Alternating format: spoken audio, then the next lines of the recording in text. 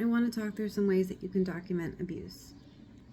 If you think one of these is not important, I want you to know right now that it is.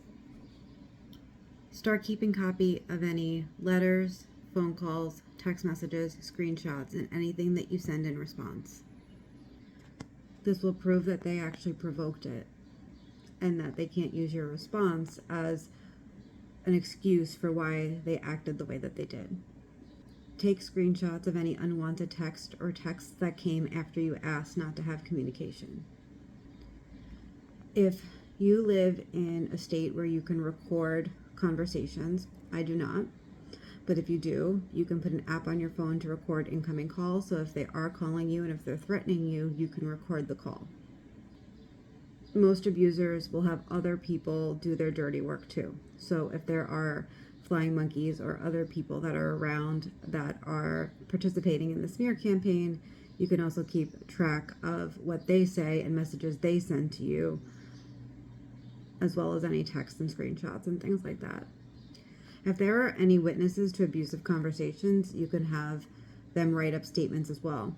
I used to do this, actually, I was going to give my mom as an example, but I actually was in the car with a friend once and I got a call threatening that he was going to fucking kill me because I was prescribed medication.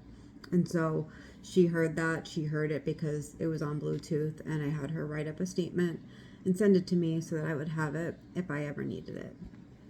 Keep records of any threats, and if they're verbal, you can write them down. If it is safe, you can send the threat to the person, basically saying like, "Hi, please stop telling me that you're going to fucking kill me.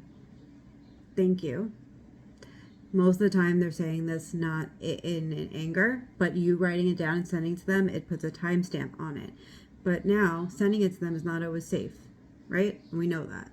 So there are times that you can do that. There are also many, many, many times that you can't.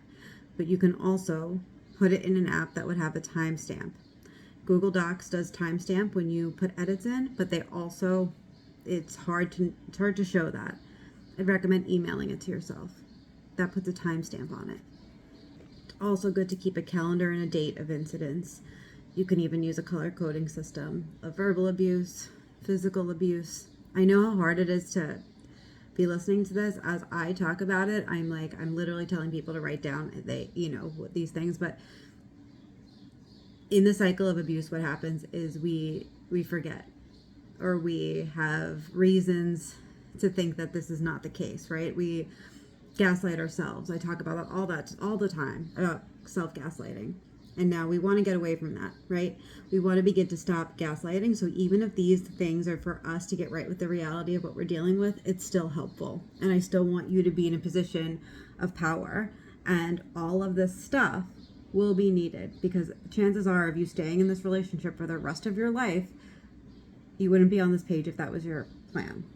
So focus on the documentation.